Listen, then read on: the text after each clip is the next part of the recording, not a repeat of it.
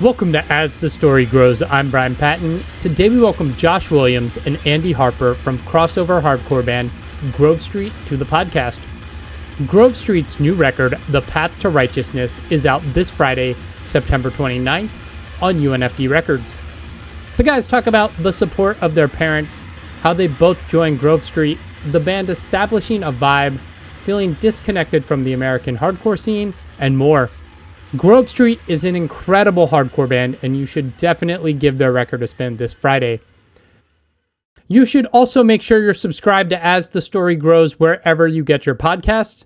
Don't miss an episode. Come join the podcast on our Discord community, on our mailing list, or financially on Patreon, where you get early access to every episode, the After Dark podcast, mosh mixes, and more. Check out all the links in the show notes. I hope everyone enjoys getting to know Grove Street.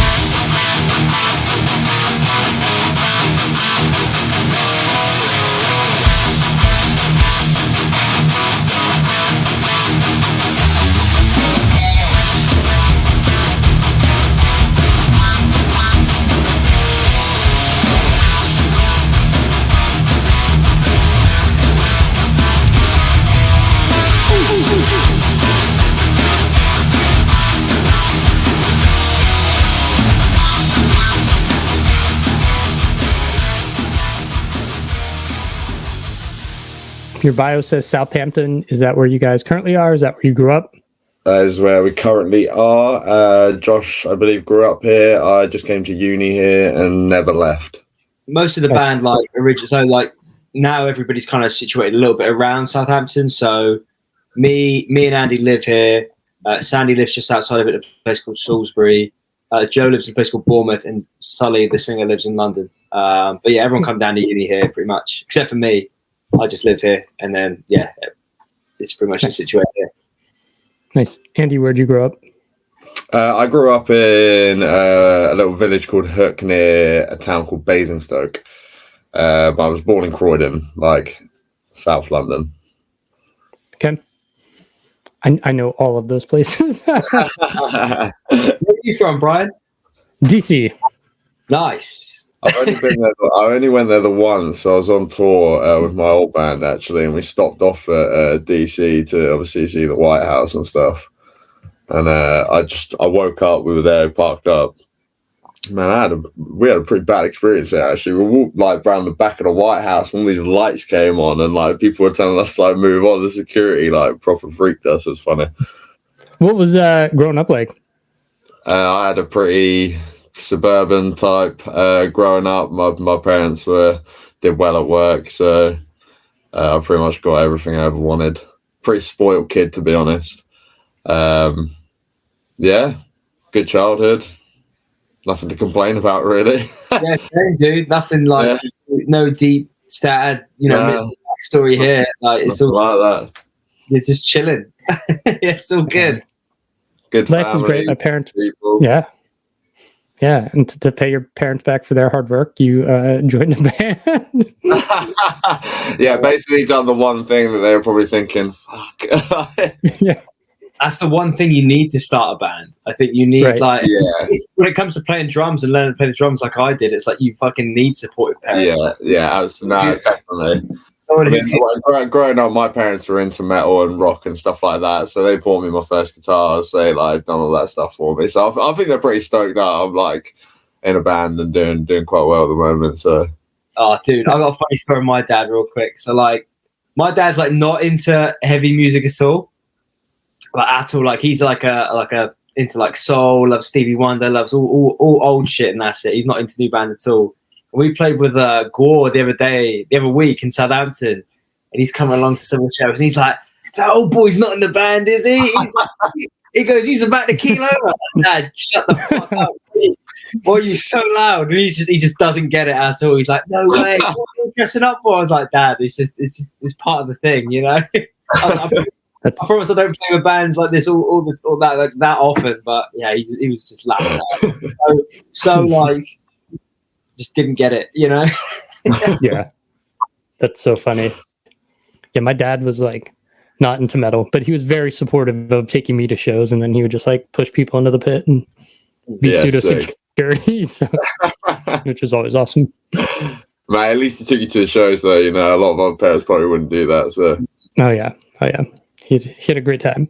What, Andy? You said your parents were into metal and got you into music. Like, what were those first records or albums that really stuck with you? Oh, blimey, loads. I remember listening to. I think my earliest recollection of listening to music was when I was like 2 or 3, and I would just be running around the house listening to The Razor's Edge by AC/DC. There's a song on there called Fire Your Guns. I don't know if you've ever heard it, but I just used to run around the house screaming that song. That's my earliest recollection. And then Black Sabbath first album, Dad had that on. Master Reality is right. Every Black Sabbath record, actually, is my dad's favorite band. So those records are just stuck in my brain, I think, for the rest of my life. A lot of Judas Priest records, Metallica, like all the stuff from the early 70s to like mid 90s, I would say, metal wise and rock wise. It's just, yeah, that's where I came from. Nice. What in there drew you to guitar? My granddad, actually, he played guitar, and he showed me pictures of him playing in a blues band when he was in like the 50s, 60s and something. So yeah, that actually inspired me to play guitar. It was actually my granddad. And then my first rock metal type guitarist that I looked up to was Tony Iommi. So nice. Josh, what got you into music? What got me into music? I remember getting into it from like loving Eminem and loving hip hop and D12 and music like that. And then that slowly led me down to Linkin Park's Hybrid Theory. That was the first record I ever bought. And then you basically just kind of sit on this path of just looking for the next heaviest thing. I remember just getting into like all the Scuzz, Kerrang, sort of bands, anything that was on TV. A lot of my friends would just listen to what I'd call like gateway, like entry level bands. And then I met a friend of mine in school, a guy called Harley, who I used to be in a death metal band with. And he was listening to like Cannibal Corpse and shit. And I was like, what the fuck is this? And then just the path, like just searching for the next heaviest thing, and just kept like going on YouTube, be like, oh, that artwork looks sick. And then just getting into like heavier, like I was just a straight up like metal kid in school. And then eventually started like hanging around with a different group of kids, kind of like phased out that kind of like that metal sort of phase. And then I met my other friend, Josh, in college, and started getting into like hardcore and DIY and like sort of smaller like local bands.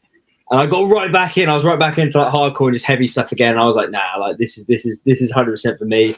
And then just started hanging around with all those sorts of people, going to smaller shows, meeting people. And that's eventually how we started this band, how I met these guys, just from going to gigs, going to shows and meeting people and starting bands and shit. Nice. What led you to drums?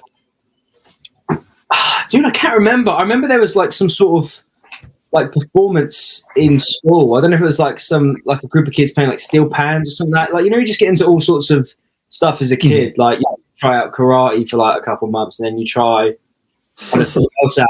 And I remember starting drums, and then after like, I think it was about 3 years in, weirdly enough, like I was like, do you know what? I'm actually pretty fucking good at this, and just stuck it out. And now here I am, like still doing it. It was the only thing that like really stuck, but there wasn't like a certain like I saw something on TV or I saw someone play. I think it was just I was getting this stuff in school, and then just stuck it out. Nice. When you guys were at University Southampton or even before that, like what was the scene like? Was there a good like local scene?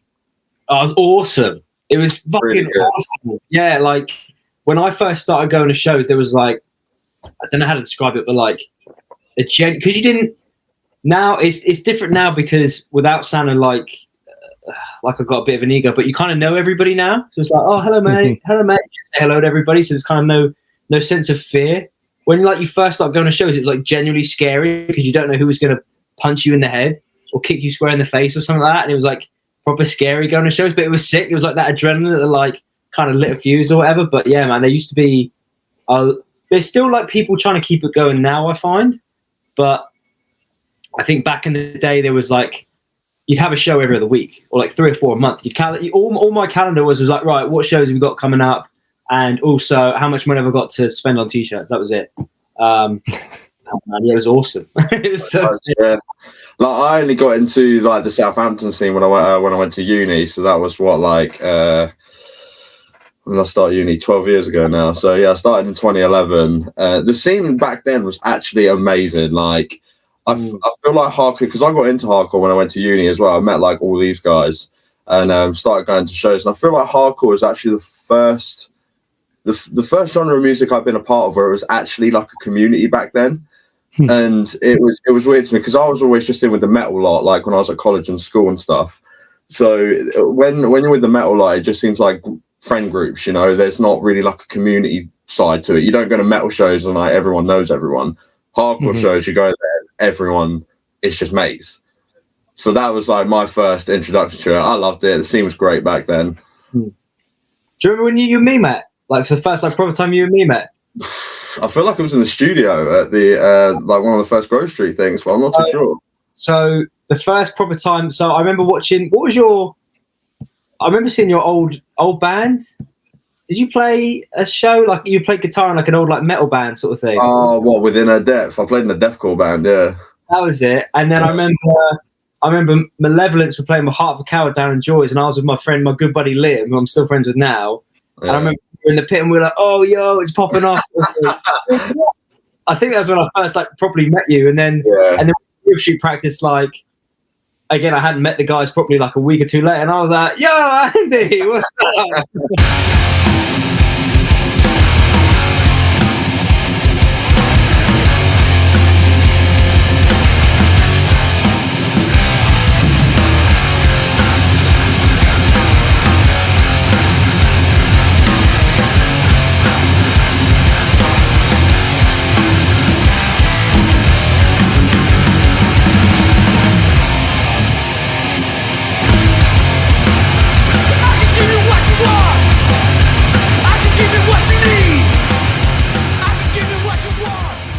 How'd the band get started?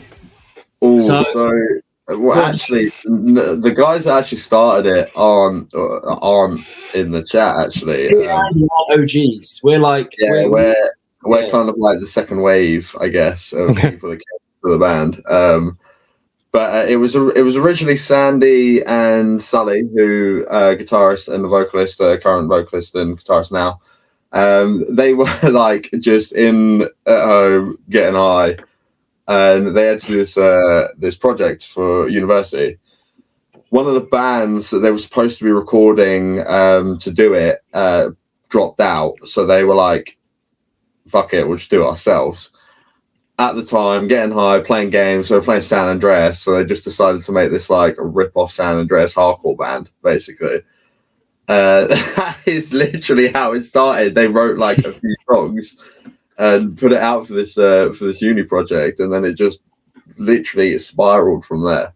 I think one of their other projects was they had to put a show on, and one of them. Yeah, and they ended up playing the first show with the OG lineup. Yeah, and then I remember there's a photo of me in the crowd watching Grove Street play. Nice. A bit weird. Yeah, and then basically when I think some of those members dropped out, and then me and Andy got tapped in. Mm-hmm. And then that's when it sort of like started like doing a bit more. Like we were playing shows outside of like our local city and stuff, and started doing a bit more. And that's when it probably like started like actually functioning as a band. Like, oh, maybe this could actually go somewhere. This could actually, do bits. And here we are. A mad joke on our hand. Here we are. Yeah. How did the band end up with UNFD Records? I think Sandy, basically we recorded the album ourselves, we did it all ourselves, and we were basically just pitching it round to everybody. We're emailing, just trying to get as much coverage as possible. I think Sandy emailed it out to everybody, and they were the only ones that seemed like a few people some people never got back to us, some people did, but they were the only ones that sort of showed like a keen amount of interest. We jumped on a Zoom call with a couple of the guys from the label. They just seemed really keen, seemed really down to earth, seemed really like on board with us, and I just got a good vibe from them. Then sealed the deal. Nice. When did the record get written and recorded? Was it during lockdowns, or was it a pre or post? Oh yes, was it during lockdown? It was. Well, the guys actually started writing it in like 2018. I was actually playing in my previous band, So I left Grove Street for a bit and I rejoined in 2019, I think. And I think you guys started writing some of the songs in 2018, I believe. We've been writing this like 5-6 years, dude. We've been writing this. Yeah, it's been the longest process. But obviously, with the exception of COVID, that hit. So that was a good 2 years or however long it was of not being able to meet up properly. Me and Sandy were like key workers as well. We had to go like deliver meds and stuff for a courier company. So we were out every day, couldn't meet up with each other. It was basically when we could, writing riffs. I think we may have met up a couple of times like during COVID just because we were like, we want to get shit done, you know. But yeah, it was long, man. I think the whole process of getting the actual record written was about 4.5 years. But then we've taken another year and a half to actually get it recorded, sort the UNFD stuff out, sort the campaign out, sort the videos out, blah, blah, blah, blah. So yeah, it's been close to about 5.5 years now. It's been ages. Yeah. COVID really did a number on like the cycle of writing and recording and releasing did music. A number on everything. Well, yeah. That's wild. Let's talk about this new record. I'm going to ask you guys a question, and this is not meant to talk shit. I just want your perspective because I've been listening to music and for a long time. I've been into hardcore metal for a long time. I've listened to a lot of records. Why, with regressing forward, why an instrumental track to start this record off, especially when you guys do the kind of long Metallica thrash intro on Hunting Bulls? I don't know. Like, I think Sandy had originally just wrote that like intro track, the regressing forward, and he popped it in the chat with no real intention of it being on the record. I think he just put it up there like, I like the sound of this, could use it for an interlude or something like that. But then we were just decided to just make it the intro for some reason. I can't remember what the actual decision was. Can you remember, Josh? Or everything we added in last minute was in the studio. I added the tom bits, and then it would just come in nicely. It would come in with the actual track afterwards. I think we added that in last minute, but yeah, I don't know. It was just a nice little intro. I think it was kind of like, why did we come up with the idea? I can't remember. I think we were listening to like Power Trip's Nightmare Logic. You know, they've got those kind of weird little like interlude bits between tracks to kind of break. I think it was just a way to kind of like sequence it in nicely. We probably could have come in like, you know, come in hard with it and just. But I think we just fancy just add another track just to make it seem longer, I guess. Yeah. To me though, I feel like Hunting Season hits in harder with that intro there. So when it finally does kick in, it's like, you know, and I like that personally. Yeah, me too. Yeah. Just curious, like there's so many, it was like standard like metalcore, like every band had an instrumental intro that usually had nothing to do with the opening track. The opening track. You'd be like, why the fuck are we still doing this? But that's just me. All right. The album is called The Path to Righteousness. I know that's a song on the record. What led you guys to call the record that? I think Sandy come up with the name in the end. I think we were just rattling off like a bunch of names of what to call it. And there's always been like a certain vibe with Grove Street where it's got to be like, the more the band's gone on, the more we've kind of tried to sort of steer away from the sort of the silly kind of stupid sort of joke vibe. And this kind of sounded cool enough that it kind of sounded like it could be like a Cro-Mags track or a Cro-Mags record. That sounds pretty fucking gnarly. And it was like kind of like, it had like a little touch of like cheese and silliness to it that I kind of liked. But I think Sandy would have some deep, convoluted answer for you that like, the whole he definitely would. And every, you know, he'd tell you that like, yeah, man, the song's about all this path we've taken, and you know, all the tracks are like a story about life and all the things you come across in life. It'd be something like that. But I just thought it sounded sick. Yeah, it was like, it definitely invokes that like old school hardcore vibe of like a 7 seconds or, you know, True Till Death, and like that straight edge, really like old school hardcore. Yes, really cool. Rolls off the tongue quite well. I'm happy with that analogy. So yeah, who did the album artwork? Andrei Kutsakov, I think his last name is. Yeah, he did it. Is that? Let me find his Instagram name for you quick. I'm sure it's that. He's done like loads of like thrash and hardcore type records. He was like perfect for it. He originally, when he did it, it was like a lot. What was it? He's very known for doing like, he'll do like a long winding sort of like stretch of road or path or whatever. Then some big figure, some like monster or something. He did Guilt Trips, Unrelating Force, and he did Stone Hands. Oh, I can't remember the name of their record, but he did their record as well. And I was like, I kind of don't want it to look like that because that's kind of, it's cool, but I wanted ours to be a little bit different sort of thing. So we kind of had like, I think it was originally looking through like a guillotine sort of thing. I don't know why, but we ended up sacking that idea. I think we like the idea of just, there's still something in the distance, but there's more kind of stuff along the way. And that kind of like, I don't know, it just linked up with the name of the record and all the tracks and everything, just linked up really well. And also I love the colours on it. I love the blue to orange to red. And it looks awesome. Yeah, the colours are my favourite thing about it. And obviously all the stuff that's going on in between, it's mad. Originally, I didn't want so much like depth in it. I wanted like, just kind of like, here's the thing, there's like a load of stuff going on. But yeah, I think I love the colours so much. I was like, yeah, that's solid. Nice. Did you guys give him a direction of what you wanted overall, or just like, hey, this is the name of the record, like do your thing? I think we gave him a tone of what the album was about, and like basically set out like maybe even a small type of diagram for him. I can't really remember.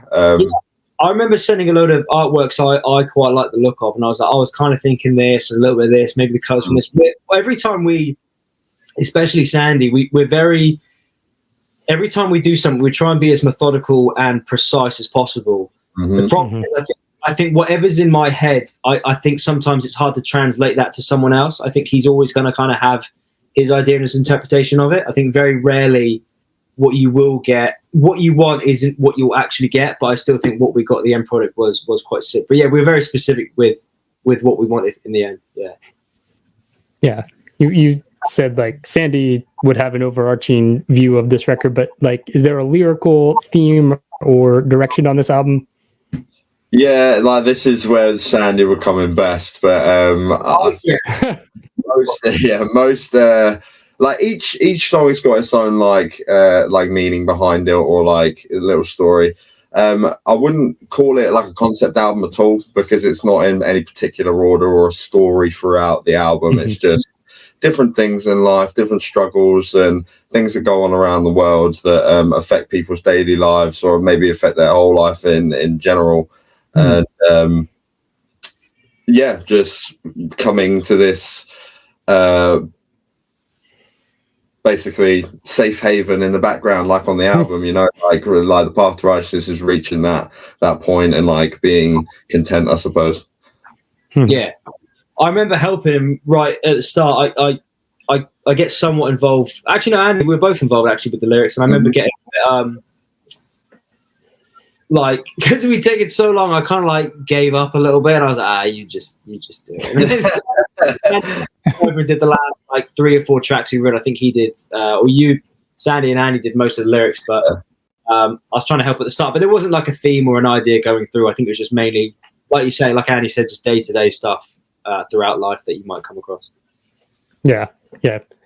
This record is kind of hitting at a perfect time where like there's this hardcore resurgence where, Turnstile's fucking top of the world right now, but like with Scowl and Zulu and like this resurgence of like young bands across the genre that all sound different from each other, but like all united under this hardcore banner. Like, do you feel a kinship with that? Or I would say so. Like, I feel like we could get on a few more hardcore style tours and shows. Josh, I don't know, like. Yeah, I mean, like that's my dream tour. Turnstile's my dream gig. I think that's the perfect band for me. Like that, I would like to play. But I think they reach a big enough audience that for us as a band is worth tapping into. But also at the same time, I feel like I've been listening to them since like Pressure to Succeed, Step 2 Rhythm was out, and it'd just be cool to kind of tick off my list. And I feel like we're not too different from them that people go, oh, this kind of sounds, like a little bit like, there's a bit of old Turnstile influence in there. There's a bit of this, and I think that'd be cool. But yeah, I don't know. I think it's a bit of a weird one. You saying about Scowl and Zulu and everybody. I think I think there's always this divide between like quite literally, UK's here, US is here. I wouldn't say we've tapped into like US bands enough. Like I've got some friends. Not at all. That's what I was basically trying to come across. Like US bands, I don't feel like we've quite gotten in there yet. Like it would be nice. I think it's really tough. I think I was watching a podcast and they were talking about. I think it's easier for US bands to come here than for us to go there, obviously because of visas and stuff.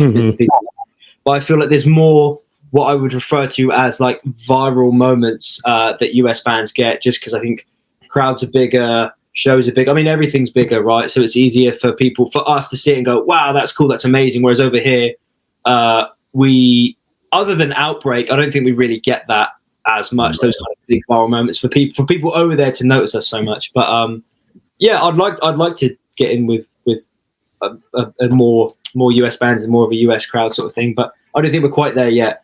There's so many US bands I feel like we could go out with as well, like Dream, Dead Heat, like Take Offense. Yeah. Like bands like, the thrashier, more on the metally thrashier style of hardcore. I think that we'd be perfect for it. Yeah. I think Drain is about to be launched into that turnstile level. Like the hype on their new record is huge. Massive. Yeah. Huge.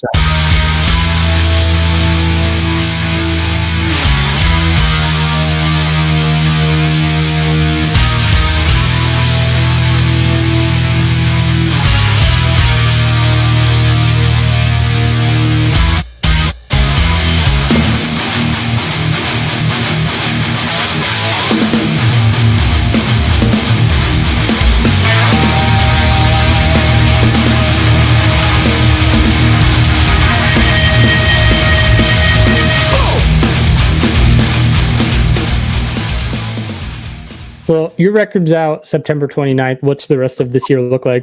So we got the Stick to Your Guns stuff next month. I think after that it'll mainly be just focusing on the album campaign, make sure that it's going to reach its the most audience that it can.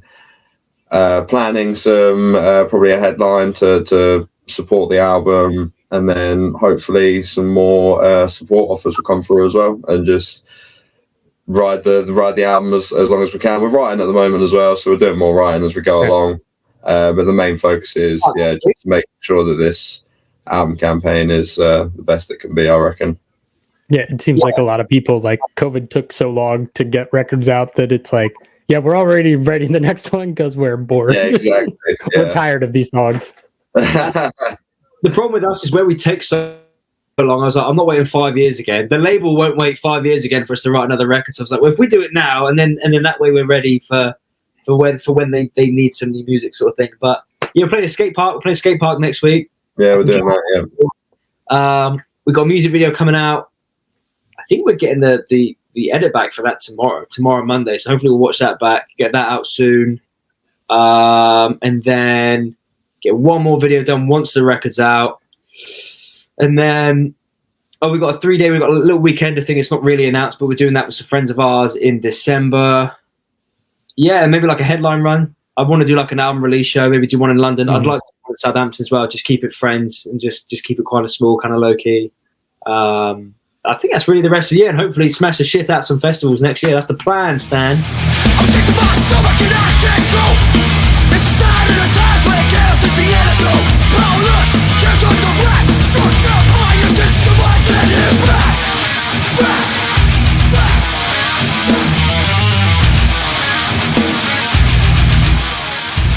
I just hope people like it. I hope people dig it. I hope it was worth the wait. I think the way I perceive the record is there's a little bit of thrash for everybody. You like Suicidal Tendencies? Probably a track for you. If you like a bit Power Trip, it's probably a track for you. Do you know what I mean? There's a little bit. Yeah. I think we kind of try to tick as many boxes while still keeping it as cohesive and cool as possible. Yeah. But it feels like a natural progression, a natural step forward for us as a band. But I think it's still us. It still doesn't feel like, they're a completely different band now. It feels like a natural progression for me. And I just hope people like it. I just can't wait to start playing these songs live. They're all really fun to play. Yeah, they're sick. Yeah, I'm really happy with it. the two things I want people to take away from it is, as long as people can relate to it in their own way and take something from the songs, fantastic, and just have fun with it. Vibe, jam songs. I hope you enjoy them. Yeah, that's it. As long as it's fun, as long as people are having fun at shows and we're having fun with it, I honestly, like I said, like you were saying about Drain earlier, those shows are a good fun time. I want to as fun as that when people, you know, when people, my record comes to us.